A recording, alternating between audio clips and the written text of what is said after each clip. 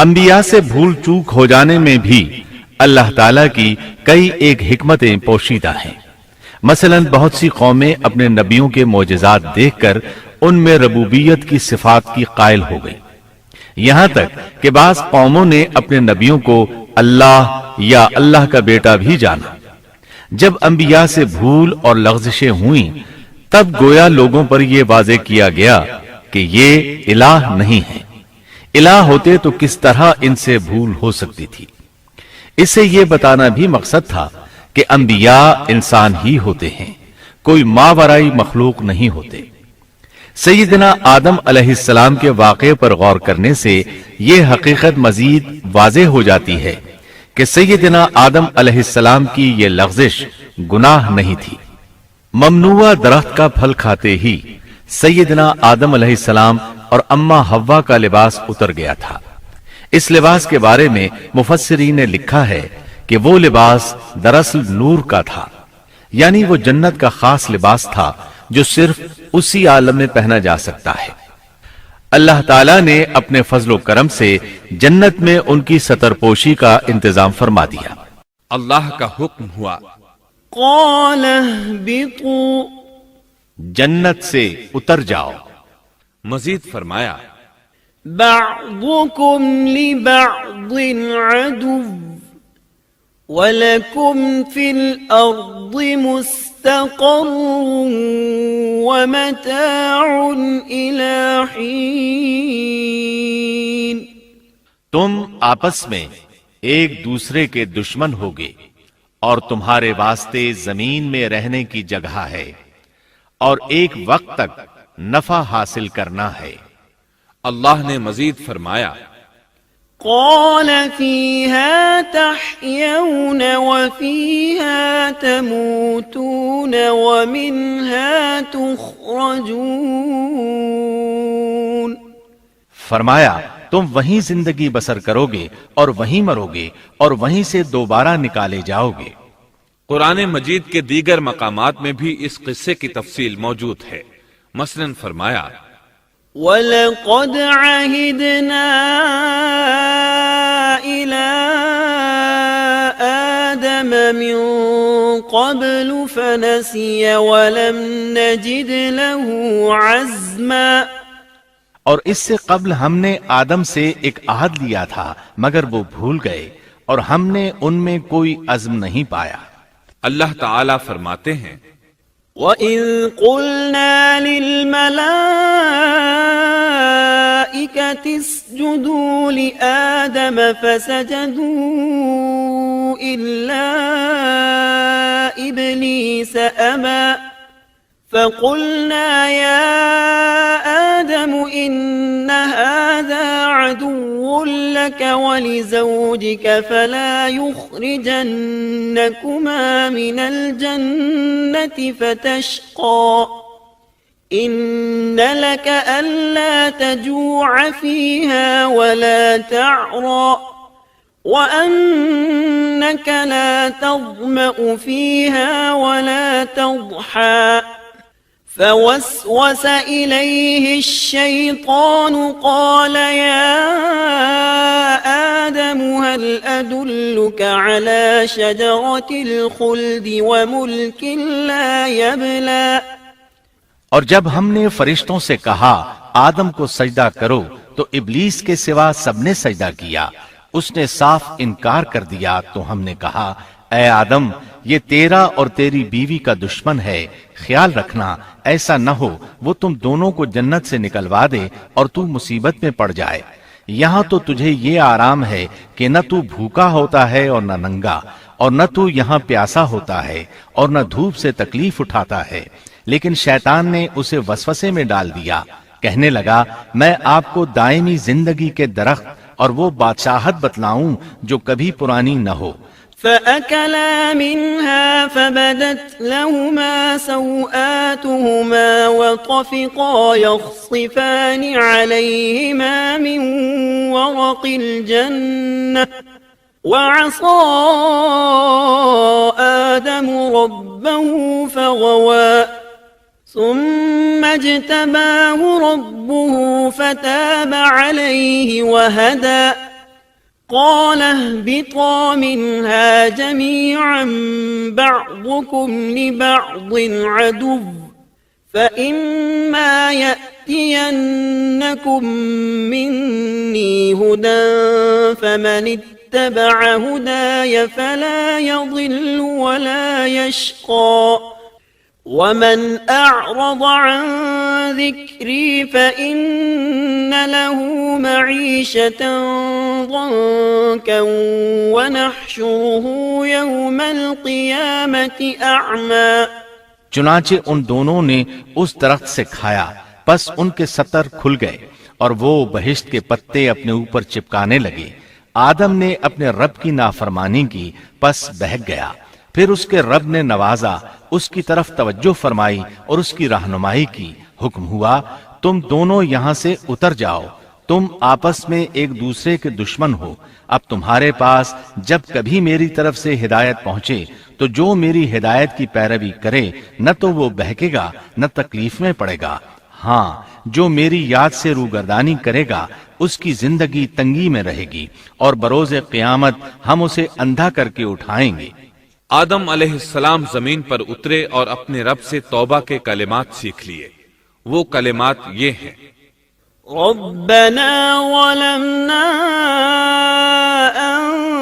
أنفسنا وإن لم تغفر لنا وترحمنا لنكونن من الخاسرين۔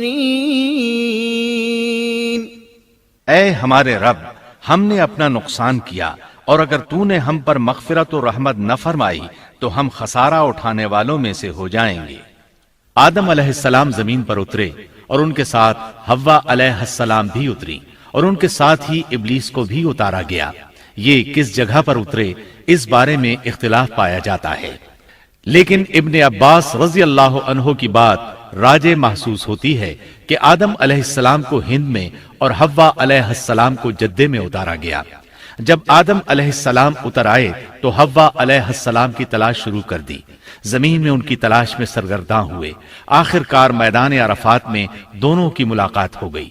چونکہ میدان عرفات میں دونوں نے ایک دوسرے کی معرفت حاصل کی تھی اور ان کا آپس میں تعارف ہوا تھا، لہٰذا اسی مناسبت سے اس میدان کا نام عرفات مشہور ہو گیا۔ پھر اللہ تعالیٰ نے زمین کے اندر انسانوں کو پھیلانا شروع کیا اور زمین کو مردوں اور عورتوں سے آباد کر دیا۔ امام طبری رحمت اللہ علیہ بیان کرتے ہیں کہ حوا علیہ السلام نے آدم علیہ السلام کے لیے 20 ولادتوں میں 40 بچوں کو جنم دیا۔ ہر بار 2 بچوں کو جنم دیتی تھی، ایک لڑکا ہوتا ایک لڑکی۔ سب سے پہلا جوڑا قابیل اور اس کی بہن قمیم کا تھا۔ پھر انسانوں کی افزائش شروع ہوئی، آبادی میں اضافہ ہونے لگا۔ اللہ نے آدم علیہ السلام ہی کو ان کا نبی متعین کر دیا۔ وہ انہیں دین سکھاتے رہے۔ اس وقت تمام لوگ موحد تھے، خالص توحید کو اپنانے والے تھے، یعنی کان الناس امۃ واحدہ، تمام لوگ ایک ہی امت کے تھے، ان میں شرک کا شائبہ بھی نہ تھا۔ ابن جریر اور ابن کثیر رحمہم اللہ نے ابو موسیٰ اشعری رضی اللہ عنہ کی روایت بیان کی ہے، اللہ نے جب آدم علیہ السلام کو جنت سے زمین پر اتارا تو انہیں ہر چیز کی کاریگری اور صنعت کا علم تھا۔ جب وہ اترے تو عالم بھی تھے، لباس میں ملبوس بھی تھے، کام کاج کے تمام طریقوں سے باخبر بھی تھے، لوہے، آگ، لکڑی اور کپڑے کے استعمال سے بھی بخوبی واقف تھے۔ ہمارے برعکس وہ ان کاموں کو اپنی ابتدا ہی سے جان چکے تھے، کیونکہ ہم سب لوگوں کا حال یہ ہے کہ جب تک سکھایا نہ جائے ہمیں کچھ نہیں آتا۔ آج کے دور میں بعض افریقی قبائل کے افراد وحشیانہ اور غیر مہذب زندگی گزارتے ہیں۔ علماء کا کہنا ہے کہ یہ لوگ زمین پر رہنے والوں میں سے گمراہ ترین انسان ہیں۔ انہوں نے بہترین زندگی ضائع کر دی اور گھٹیا زندگی کو پسند کیا۔ تہذیب و تمدن کا آغاز چونکہ ابتدائے آفرینش سے ہے، اس لیے ہر انسان کی فطرت میں تہذیب کی سوجھ بوجھ موجود ہے۔ بہرحال آدم علیہ السلام کے بعد انسانی مخلوق کی تعداد روز بروز بڑھتی چلی گئی اور انسانی کمزوریوں کی بنا پر گناہ شروع ہو گئے۔ زمین پر سب سے پہلے ہونے والی معصیت قابیل کے ہاتھوں اپنے بھائی حابیل کے قتل کی صورت میں سامنے آئی۔ اللہ تعالیٰ نے قرآن مجید میں قابیل اور اس کے بھائی حابیل کا قصہ بیان کیا ہے۔ قابیل قرخت اور درست طبیعت کا مالک تھا، جبکہ اس کا بھائی حابیل رحم دل اور نرم طبیعت تھا۔ قابیل کھیتی باڑی کرتا تھا اور حابیل مویشی چراتا تھا۔ حابیل کے نرم دل ہونے کی ایک وجہ اس کا بکریاں چرانا تھا، کیونکہ ایک چرواہا اپنی بکری کو بھوکا دیکھ کر اسے چارہ کھلائے بغیر نہیں رہتا، نہیں وہ کسی بکری کو پیاسا دیکھ کر اسے بھول جاتا ہے۔ اپنے جانور پر اس کی طاقت سے زیادہ بوجھ بھی نہیں لادتا۔ بنی نوع انسان کی تعداد میں اضافے کے لیے اس وقت ایسا قانون تھا جو اب حرام ہے، اور وہ ہے بہن کے ساتھ نکاح۔ چونکہ اس وقت کے سب لوگ آدم علیہ السلام کی حقیقی اولاد تھے اور آپس میں بہن بھائی تھے، اس لیے اس وقت کی شریعت کی روح سے قابیل اپنے ساتھ جڑواں پیدا ہونے والی بہن کے سوا کسی دوسری بہن سے شادی کر سکتا تھا، اور اسی طرح حابیل اپنے ساتھ جڑواں پیدا ہونے والی بہن کے علاوہ کسی دوسری بہن سے شادی کر سکتا تھا۔ اس کی صورت یہ تھی کہ قابیل کی شادی حابیل کی بہن سے ہو اور حابیل کی شادی قابیل کی بہن سے ہو، لیکن ہوا یہ کہ حابیل کی بہن خوبصورتی میں قابیل کی بہن سے کم تھی، اس لیے قابیل نے حابیل کی بہن سے شادی کرنے سے انکار کر دیا اور اپنی جڑواں بہن سے شادی کی خواہش ظاہر کی، لیکن ایسا کرنا آدم علیہ السلام کی شریعت میں حرام تھا۔ آپ نبی بھی تھے اور رسول بھی۔ رسول اور نبی میں فرق یہ ہے کہ رسول پر شریعت اور احکام نازل ہوتے ہیں، لیکن نبی پر شریعت نازل نہیں ہوتی، البتہ اس کی طرف وحی نازل ہوتی ہے اور معجزات عطا کیے جاتے ہیں، جبکہ شریعت صرف رسولوں ہی پر نازل کی جاتی ہے۔ آدم علیہ السلام بھی چونکہ رسول تھے، اس لیے ان کی شریعت میں یہ قانون تھا کہ کوئی شخص اپنے ساتھ جڑواں پیدا ہونے والی بہن کے ساتھ شادی نہیں کر سکتا۔ قابیل اس شرعی حکم کی وجہ سے غضبناک ہو گیا۔ اس نے تعجب کا اظہار کرتے ہوئے اس قانون کو ماننے سے انکار کر دیا۔ آدم علیہ السلام نے ان دونوں کے درمیان فیصلہ کرتے ہوئے انہیں حکم دیا کہ دونوں اللہ کے حضور ایک ہدیہ پیش کریں۔ ہدیہ اس جانور کو کہتے ہیں جسے اللہ کے نام پر ذبح کر کے فقراء میں تقسیم کر دیا جائے۔ اس سے مقصود اللہ کے لیے اپنی نیت کو خالص کرنا ہوتا ہے۔ اس عمل کو قربانی کہا جاتا ہے۔ آدم علیہ السلام کے زمانے میں قربانی کا جو قانون تھا اس کے قبول ہونے کی نشانی طے تھی، اور وہ یہ کہ آسمان سے ایک آگ نمودار ہوتی اور اس قربانی کو جلا دیتی۔ اس کا مطلب تھا قربانی قبول ہو چکی ہے، اور اگر آگ قربانی کو نہ جلاتی تو سمجھ لیا جاتا کہ قربانی قبول نہیں ہوئی۔ آخر قربانی کا دن آ پہنچا۔ حابیل نے اپنے مویشیوں میں سے ایک بہترین جانور لیا اور قربان گاہ میں لا کر اللہ کے حضور پیش کر دیا۔ دوسری طرف قابیل نے اپنی کھیتی کے غلے میں سے ردی قسم کا غلہ قربانی کے لیے پیش کیا۔ دوسرے دن دونوں قربان گاہ پہنچے تو انہوں نے دیکھا کہ حابیل کی قربانی قبول ہو چکی ہے، جبکہ قابیل کی قربانی کو آگ نے چھوا تک نہیں تھا۔ یہ دیکھ کر قابیل حابیل پر غضبناک ہوا۔ شیطان نے بھی اسے وسوسے میں مبتلا کیا کہ اپنے بھائی کو قتل کر دے۔ اس نے اپنے بھائی حابیل کو جان سے مار ڈالنے کا پختہ ارادہ کر لیا۔ اس وقت تک روئے زمین پر کوئی انسان قتل نہیں ہوا تھا۔ انسانی تاریخ میں یہ پہلا قتل ہے جس کا ارتکاب قابیل نے کیا۔ وہ اپنے بھائی حابیل کے پاس گیا اور اس سے بولا، میں تجھے قتل کر دوں گا۔ جواب میں حابیل نے کہا، اگر تو مجھے قتل کرنے کی کوشش کرے گا تو میں اپنے دفاع میں ہاتھ نہیں اٹھاؤں گا، اس لیے کہ میں چاہتا ہوں تو اپنے دیگر گناہوں کے ساتھ میرے قتل کا گناہ بھی اٹھا لے، تیرے گناہ زیادہ ہو جائیں۔ چنانچہ ایک تاریک رات میں حابیل سویا ہوا تھا کہ قابیل ایک بڑا سا پتھر اٹھا کر اس کے پاس آیا۔ اس نے وہ پتھر اپنے بھائی کے سر پر دے مارا۔ اس طرح اس نے حابیل کو قتل کر دیا، روئے زمین پر قتل کی ابتدا کر دی، زمین کو پہلے خون سے رنگ دیا۔ تاریخ انسانی میں یہ سب سے پہلا جرم تھا جو قابیل کے ہاتھوں ہوا۔ قتل تو وہ کر بیٹھا، اب حیران اور پریشان ہوا کہ اس کی لاش کا کیا کرے۔ اس وقت تک نسل انسانی موت سے بھی دوچار نہیں ہوئی تھی۔ آدم علیہ السلام کی اولاد میں سے اس وقت تک کوئی فوت نہیں ہوا تھا، اس لیے قابیل کو معلوم نہیں تھا کہ مردے کے ساتھ کیا کیا جائے۔ اسی کشمکش کے عالم میں اس نے بھائی کی لاش کو کمر پر اٹھا لیا اور چل پڑا۔ چلا جا رہا تھا کہ اللہ نے 2 کوے بھیجے۔ دونوں کوے آپس میں لڑ پڑے، ایک نے دوسرے کو ہلاک کر دیا۔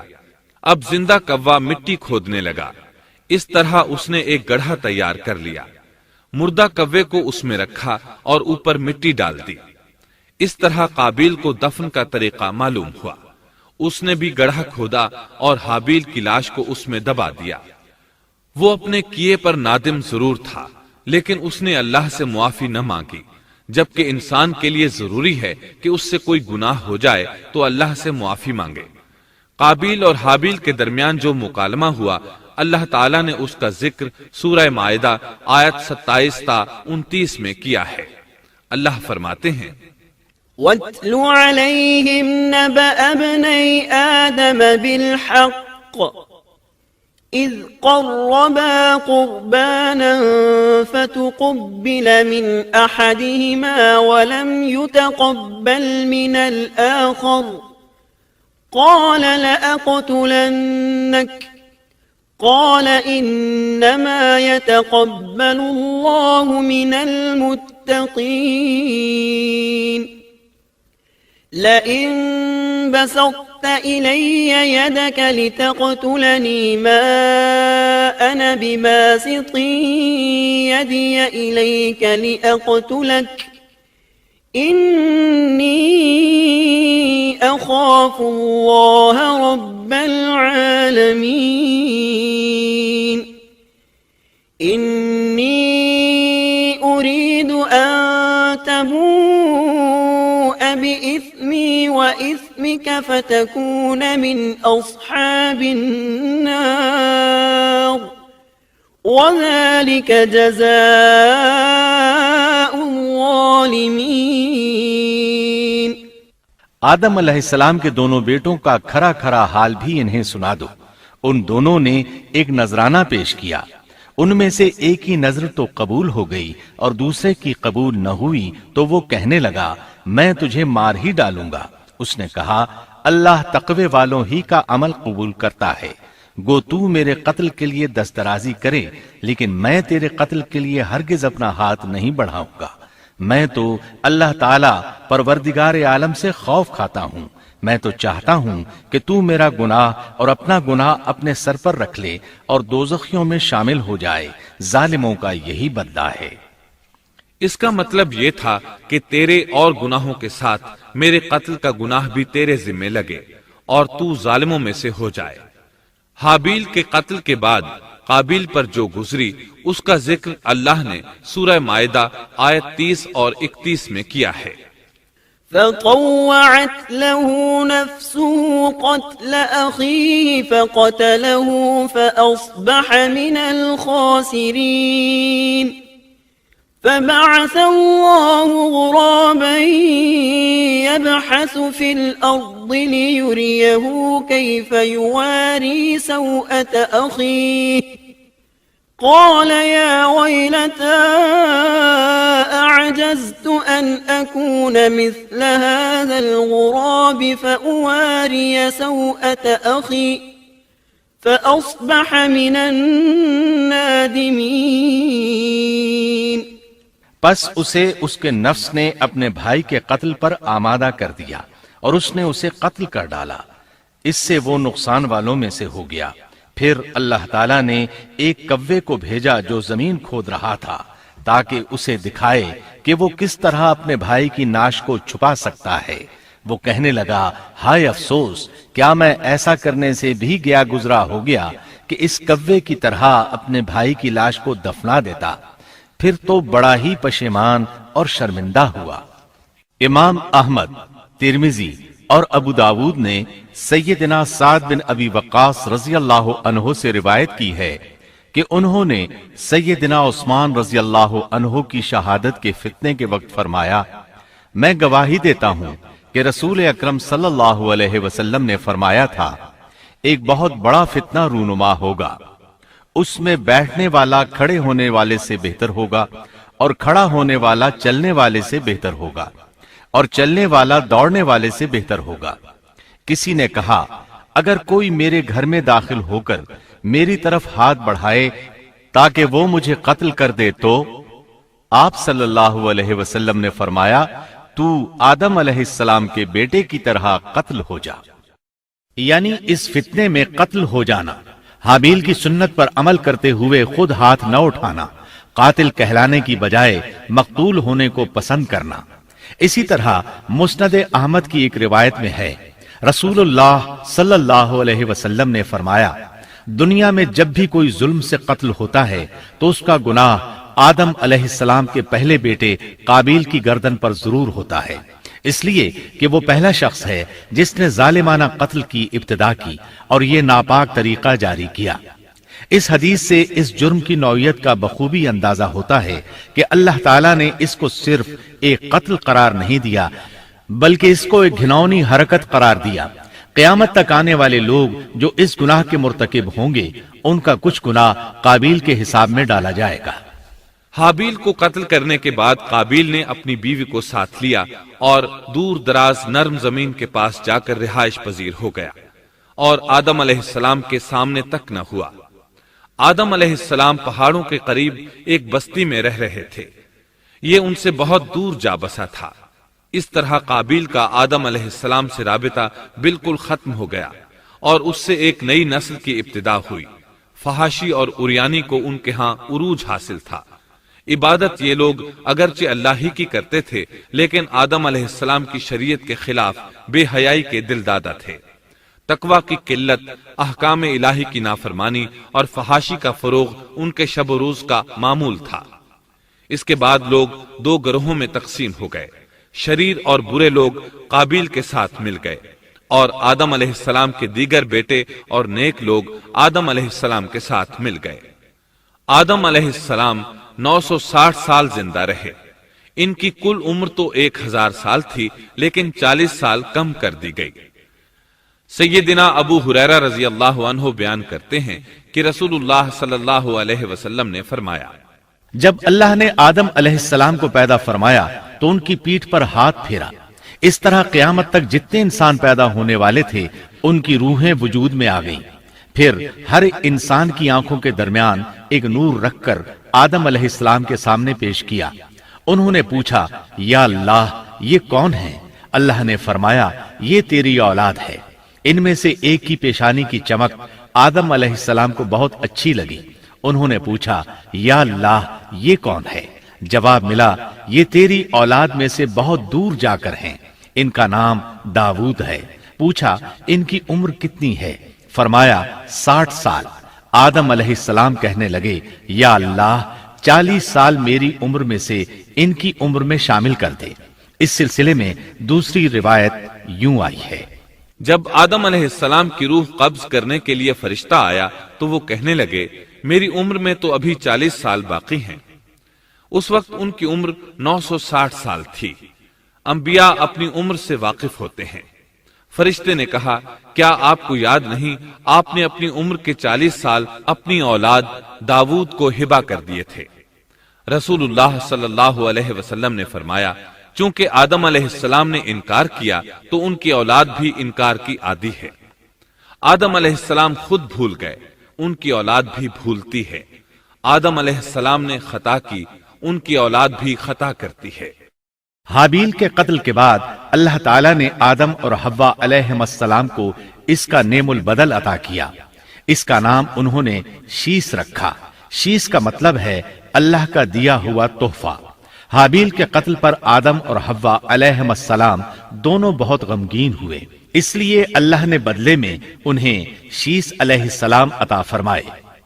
سیدنا ابو ذر غفاری رضی اللہ عنہ سے مروی ایک صحیح حدیث میں ہے کہ رسول اللہ صلی اللہ علیہ وسلم نے فرمایا، اللہ تعالیٰ نے 104 صحیفے نازل فرمائے، ان میں سے 50 صحیفے شیس علیہ السلام پر نازل ہوئے۔ ان صحیفوں میں ایسے قوانین، اصول اور ضابطے تھے جن سے انسانیت کی زندگی منظم ہوتی ہے۔ شیس علیہ السلام نے آدم علیہ السلام سے علم حاصل کیا، لیکن آدم علیہ السلام کا تمام علم وہ حاصل نہ کر سکے، اس لیے کہ آدم علیہ السلام نے بالمشافہہ اللہ تعالیٰ سے علم حاصل کیا تھا اور بہت سی اشیاء کا علم اللہ تعالیٰ نے انہیں سکھا دیا تھا، اس لیے وہ تمام علماء سے بڑھ کر عالم تھے۔ شیس علیہ السلام نے آدم علیہ السلام سے علوم سیکھ کر لوگوں کو سکھائے۔ लोगों ने उनसे मुख्तलिफ उलूम, फनून और पेशे सीखे। उन्हें शहरों में रहने सहने के बारे में तालीम दी। दिन रात के हिसाबात से उन्हें आगाह किया और उन्हें बताया कि किन औकात में वो अल्लाह की इबादत करें और इबादत के तरीके उन्हें सिखाए। अहादीस में इसकी वजाहत मिलती है। इमाम अहमद रहमतुल्लाह अलैह बयान करते हैं कि अबू जमा सादी कहते हैं कि उन्होंने मदीने में एक शेख को लोगों से कलाम करते देखा तो उनके मुतालिक पूछा, ये कौन शख्स है? लोगों ने बताया कि ये उबई बिन काब रजी अल्लाह अन्हु हैं। बड़े सहाबा में उनका शुमार होता है। तमाम मुसलमानों से बढ़कर कुरान और उसकी तफसीर के आलिम हैं। अबू जमा फरमाते हैं कि उबई बिन काब रजी अल्लाह अन्हु उस वक्त ये वाकया बयान कर रहे थे कि जब आदम अलैहिस्सलाम की वफात का वक्त करीब आया तो उन्होंने अपने बेटों से फरमाया, मेरा जन्नत के फल खाने को जी चाहता है। जन्नत के फल दुनियावी फलों जैसे ही होते हैं। सेब, अनार, अंगूर ये सब जन्नत में मौजूद थे। जन्नत के और दुनिया के फलों में फर्क ये है कि दुनियावी फल बदबूदार हो जाते हैं जबकि जन्नती फल कभी बदबूदार नहीं होते। इसी तरह दुनियावी फलों का जायका आर्जी होता है जबकि जन्नती फलों का जायका हमेशा बरकरार रहता है। इसलिए आदम अलैहिस्सलाम ने चाहा कि वो जन्नत के फल खाएं। चुनाचे उनके बेटे तलाश में निकल गए। उन्होंने अपने साथ कुल्हाड़े, कुदालें और टोकरियां ले ली। रास्ते में उन्हें फरिश्ते मिले। उनके पास आदम अलैहिस्सलाम का कफन और खुशबू वगैरह थी। उन्होंने पूछा, आदम के बेटो, किस चीज की तलाश में हो? कहां जा रहे हो? उन्होंने जवाब में कहा, हमारे वालिद मरीज हैं, उन्हें जन्नत के फलों की ख्वाहिश है। फरिश्ते उनके सामने इंसानी शक्ल में आए थे। उनकी बात सुनकर बोले, वापस जाओ, तुम्हारे वालिद फौत होने के करीब हैं। अब उनमें इतनी ताकत नहीं रही कि फल खा सकें। जब फरिश्ते आदम अलैहिस्सलाम की रूह कब्ज करने के लिए आए तो हव्वा अलैहिस्सलाम ने उन्हें पहचान लिया। वो बुलंद आवाज से आदम अलैहिस्सलाम को पुकारने लगी। उनके साथ चिमड़ गईं। आदम अलैहिस्सलाम बोले, मुझसे अलग हो जाओ, पहले भी मुझे तुम्हारी वजह से मुसीबत पहुंची थी। मेरे और मेरे रब के फरिश्तों के दरमियान से हट जाओ। फिर फरिश्तों ने आदम अलैहिस्सलाम की रूह कब्ज की, उन्हें गुस्ल दिया, कफन पहनाया, खुशबू लगाई, आपकी कब्र खोदी। फिर उन्होंने आदम अलैहिस्सलाम की नमाज जनाजा अदा की। उसके बाद उन्हें कब्र में उतारा, फिर ऊपर मिट्टी डाल दी और बोले, आदम के बेटो, तुम्हारे लिए यही तरीका है। उस वक्त तक लोग कफन दफन के अहकामात से वाकिफ नहीं थे। उन्हें इल्म न था कि काबिल ने अपने भाई को कैसे दफन किया था। इसलिए फरिश्तों को भेजा गया ताकि तदफीन का तरीका बता दें। तो इस तरह इंसान को दफन करने का तरीका मालूम हुआ जो फरिश्ते लेकर आए थे। आदम अलैहिस्सलाम ने अपनी 960 साल की मुकम्मल जिंदगी में सिवाय उस दरख्त का फल खाने के और कोई खता नहीं की। ये था हमारे बाप सैयदिना आदम अलैहिस्सलाम का उसवा और सीरत तैयबा का हाल।